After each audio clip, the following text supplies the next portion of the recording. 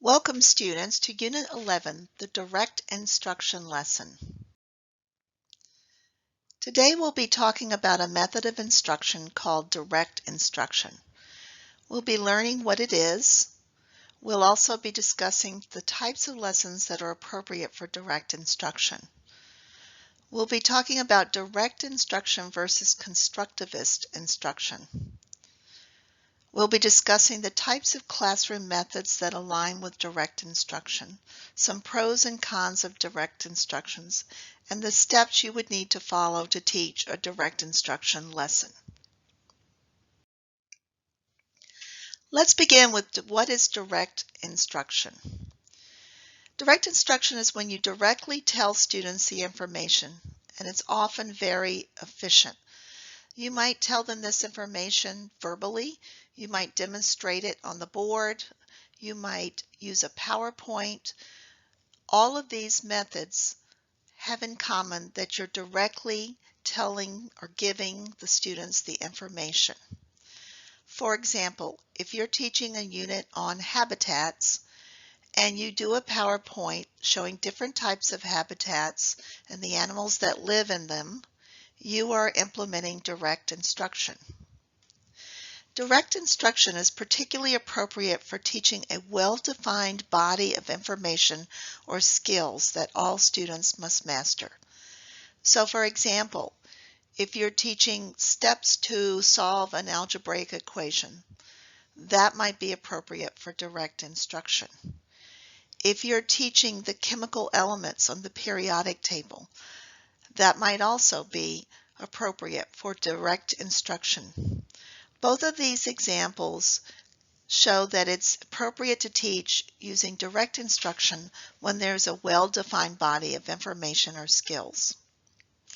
When you teach through direct instruction, we call that the sage on the stage as opposed to the guide on the side. A sage is a wise person. So when you stand up on your stage in the classroom, whether or not you have a podium or you're just standing there, and you give information, you're a sage on a stage providing information. Later we'll see there's another type of instruction, constructivist instruction, where you're more the guide on the side. What is appropriate for direct instruction? Straight facts, i.e. the chemical elements table. Content that has organized steps or an organized structure, as in the algebra equation example. Content that cannot be easily figured out by students. Content that is not messy, in other words, it's straightforward. Math algorithm, the periodic table, keyboard skills, how to tie shoes. You can probably think of other types of examples that would be appropriate for direct instruction. There is another type of instruction that we'll discuss more next week. That's called constructivist instruction. It comes from constructivism and it's rooted in the work of psychologists like Piaget. And it consists of students constructing their own learning from their own experiences. The teacher's role is to be the guide on the side. You arrange activities, the students participate in the activities, and construct their own knowledge. You do not at any point directly provide the information. An example might be when students play the stock market in a classroom competition. That would be learning math and learning about the stock market through a simulation. There are some things that are not as appropriate for direct instruction. These are best taught through constructivist learning. Things with a messy content. For example, if you did a unit on global warming and you wanted students to understand the causes of global warming, you might have them research the information and come to an understanding, a nuanced understanding of the causes. Also, content or skills that the students can figure out on their own in a reasonable amount of time might be better suited for constructivist instruction. they're not going to figure out the periodic table quickly. So it's more efficient to teach that directly. But other types of information, they may be able to figure out quickly. Information requiring complex thinking, critical thinking, is often best taught through constructivist instruction. An example might be calculating the area of a rectangle, fractions, the structure of a poem, the causes of war. All of these may be taught through direct instruction, but it may be more engaging to the students and result in deeper learning to teach this through constructivist learning. You might be questioning, how can I teach the formula for the area of a rectangle through constructivism? What you might do is give students the different shape outlines, squares and rectangles, for example, and give them 1-inch cube manipulatives and ask them to tell you how many manipulatives fit inside each shape. And then challenge them to come up with a formula where they can calculate the area. Here, you would not be providing the formula directly. They would be developing the formula through these arranged learning activities. So that would be an example of a constructivist learning activity. Some examples of direct instruction versus constructivist instruction are shown on the slide. For example, if a teacher gives a mini lesson on the rules of haiku, that's a type of poetry, that would be direct instruction. And if they guide the class through writing a haiku poem as a class, that would be direct instruction. The reason these two things are direct instruction is that the teacher is directly giving them the information. Then she asks them to write a haiku on their own. That's also direct instruction. We're going to learn that one of the steps of direct instruction is independent practice, and so that's what this step is. However, suppose the teacher now asks students to complete a project where they research and locate 3 examples of haiku on the internet and compare and contrast the poems using a Venn diagram.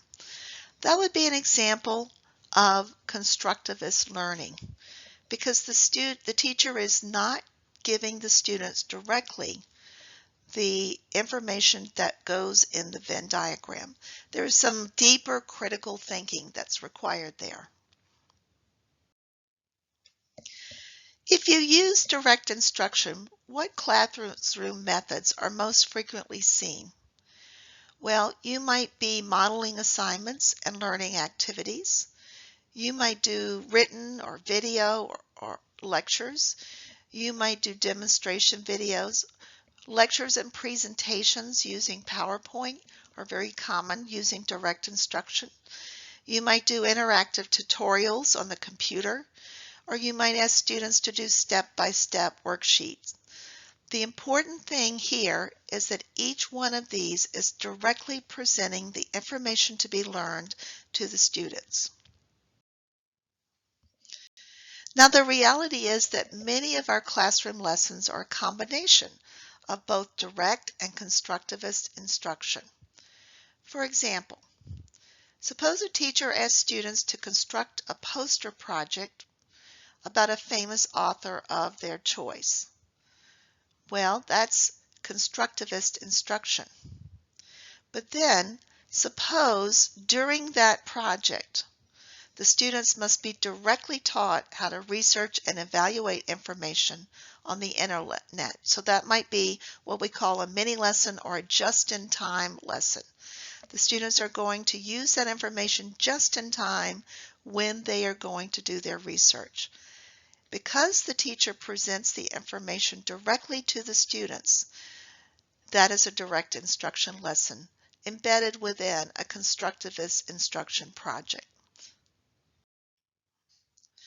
There are some pros and cons of direct instruction. Some pros are that it is very efficient. It takes time to construct constructivist instruction. It takes time to create those learning activities, and it takes time for students to complete them. In direct instruction, you are directly handing over the information. It's direct and to the point, and it can cover a lot of material in a little time. Some cons of direct instruction include the fact that it encourages almost surface learning. It encourages memorization, and it discourages deep learning. It discourages student exploration and critical inquiry. How is a direct instruction lesson taught? There are 7 steps, and we're going to go through each of these steps in a little more detail. 1. State learning objectives. 2. Review prerequisites. 3. Arouse student interest. 4. Present new material. 5. Provide independent practice, allow them to work on their own. 6. Assess their learning. And 7. Provide feedback. First, state learning objectives. Many teachers keep their learning objectives posted in the room so students can see them. However, you should at least tell students what they will be learning and what performance will be expected of them. An example of a learning objective statement might be, today we'll be learning how to multiply 2-digit numbers by 2-digit numbers. Review any prerequisites that students must have to complete the lesson. Frequently, prerequisites are concepts that you've taught before. So you might say, you might link the information that is already in their minds to the information you're about to present. An example of a statement reviewing prerequisites might be, last week we learned how to multiply a 2-digit number by a 1-digit number. Who can come up and remind us with this example of how we did it? So last week you taught the students how to do a simpler multiplication problem. This week you're going to teach them how to do a more complex problem. The idea here is that they need to remember and understand how to do the simpler one before they can master the more complex skill. It's important to do the next step, which is to arouse student interest.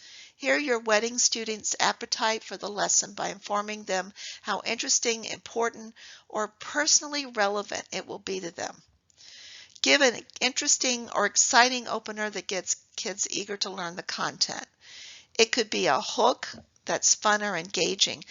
When I taught science, I used to do science demos, quick little 5-minute demos that would interest them in the content. It could be a story or a question connecting the lesson to something in the real world. It could be something that connects it to their past experience. So for example, here is a statement that might arouse student interest. Now I have a new problem for you. Suppose Miguel wants to buy many more cookies, 11 in all for each friend. He's a good friend. How many will he need for his 11 friends? That is a statement that piques interest. All students have had experiences with sharing and with cookies, and so this might be a way to introduce the 2-digit by 2-digit multiplication problem.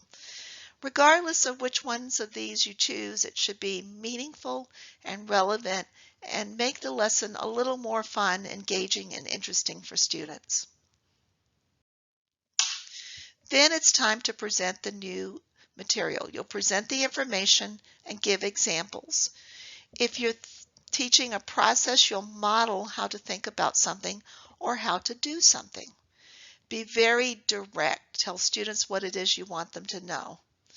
Here's an example of how you might present the material in the math lesson we've been discussing. Let's try this problem with our manipulatives, and then we will try it on our worksheets. First, we must, and then we. And so the idea here is that the teacher is working a problem on the board, showing exactly step by step how the problem may be solved. After you've shown the students, you need to provide practice. The term independent practice refers to work students do in class on their own to practice or express newly learned skills or knowledge. In this step of the lesson, you will give students an opportunity to practice these new skills or use the information on their own.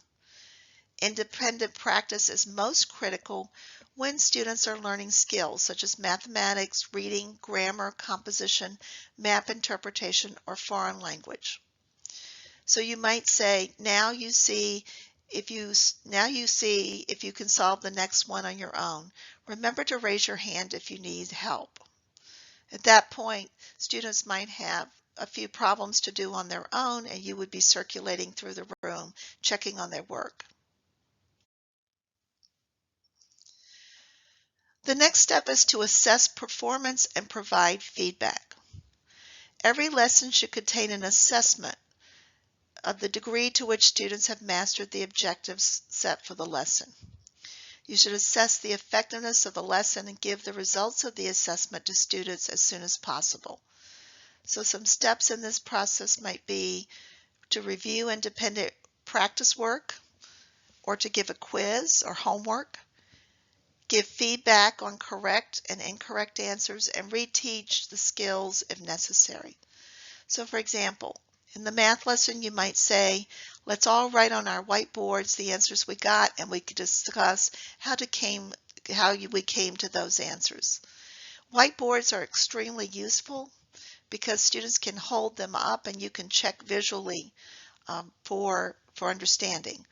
Graded homeworks or even ungraded homeworks also serve as a type of assessment that is often given. Graded or ungraded class seat work as well. Here's a summary of some of the concepts we learned in this lesson. Direct instruction is when the teacher provides the information directly to students. Straightforward facts and other types of organized information are most appropriate for direct instruction. Messy or complex information is most appropriate for constructivist instruction. Traditional methods of instruction, for example, lecture, are most frequently associated with direct instruction. Many lessons are a combination of direct and constructivist instruction, and direct instruction is more efficient but may not result in deeper or more engaged learning. We also learned the 7 steps to teach a direct instruction lesson: state learning objectives, review prerequisites, arouse student interest, present new material, provide independent practice, assess, and provide feedback. Thank you for this lecture, and I hope you've enjoyed it.